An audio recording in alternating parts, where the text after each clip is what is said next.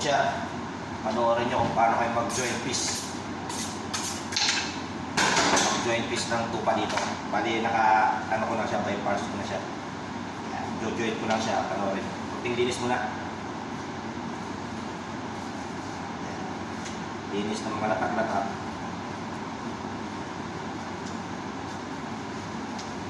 Kung sa baboy, meron ko dito ano, yan. Ganyan yan, mga kabutya. Ito, sa baboy, makot. Yan. Tapos, tanggalin natin yung parang pata ko sa baboy. Yan, ito yung pata niya. Sunod natin ito isang pa. Nakakainggan nyo panoorin yung mga nag-vlog sa baboy. Sa baboy na mga kabutya, hindi ko masyadong kabisado. Yan. Tanggalin natin din itong ano nila. Yan, may joint ko dito.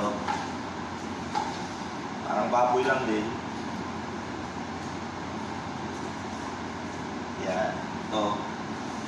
Kung saan ito yung pata niya. Yan. Ito yung hamleg sa tawag. Ito naman ka sa tupa itong mga kabutya. Ito yung pataw. Sunod natin naman itong ano, shoulder. Kaso hindi namin dinidibon ito. Bali, jo-joint ko lang siya mga kabutya. Yan, nandito yung pinaka-joint niya. Yan o. Yan. Ganyan ulit. Ito pang isa. Ganon din, discard yung mga kabutya. Kunting linis muna.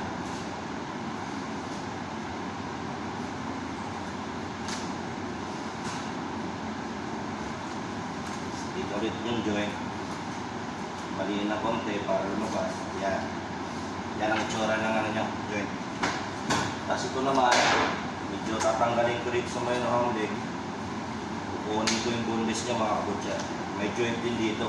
Yan. Bali yan ang joint niya. Yan. Bali hindi namin ito totally boneless mga kabutya. Bali, kukunin ko lang itong isang parts niya dito. Hatiin lang. Kasi kailangan ng boneless saka itong leg na may with bone. Ito lang isa. Yache!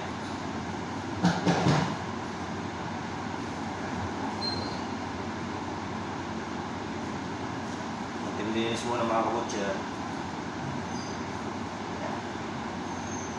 Ganon din ang position niya mga kabutya. Kalahati lang yung tatanggalin. Ganyan din ang position. Mali dalawa. Hanggang doon lang mga kabutya. Sana nasundan nyo. Ganyan ang basic cutting namin dito sa lab. Pang display namin yan sa amin siya. Okay?